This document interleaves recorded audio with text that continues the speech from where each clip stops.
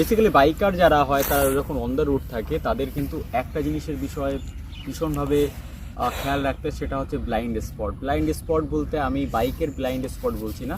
রাস্তায় আপনি যখন বাইক নিয়ে বেরোবেন তখন রাস্তায় অনেক বড় বড় গাড়ি থাকে, স্পেশালি লরি, বাস, ট্রাক, এই যে সমস্ত বড় বড় গাড়িগুলো হয়, এই সমস্ত গাড়িগুলোর কিন্তু ব্লাইন্ড স্পট থাকে। ব্লাইন্ড স্পট বলতে ড্রাইভার ওই সমস্ত বড় বড় গাড়িতে বসে বেশ কিছু জায়গা থাকে যেখানে কিন্তু দেখতে পায় না যে বাইকের রাইট সাইডে বা পিছনে কেউ বাইক নিয়ে দাঁড়িয়ে আছে, সেটা কিন্তু ড্রাইভার দেখতে পারে না।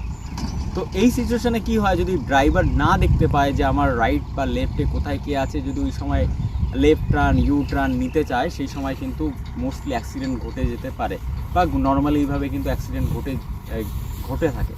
তো আমি বাইকারদের উদ্দেশ্যে যেটা বলবো, বাইকার সেফটির মধ্যে কিন্তু এটা খুব একটা ইম্পর্টেন্ট বিষয়।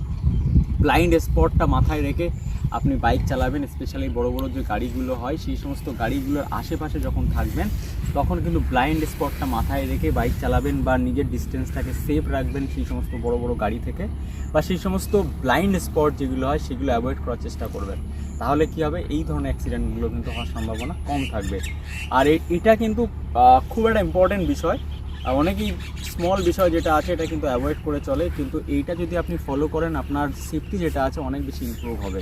এটা আপনি নেক্সট টাইম যখন রোডে থাকবেন প্লিজ এটা আপনার মাইন্ডে রাখবেন যে বড় বড় গাড়িগুলো যেটা আছে, স্পেশালি বাস, লরি, ট্রাক, এই সমস্ত গাড়িগুলোর কিন্তু ব্লাইন্ড স্পট থাকে, আর সেই জায়গাগুলোকে কিন্তু আপনাদের অবশ্যই অ্যাভয়েড করতে হবে। তাহলে কিন্তু অ্যাক্সিডেন্ট হওয়ার সম্ভাবনা কম থাকবে। Thank you everyone.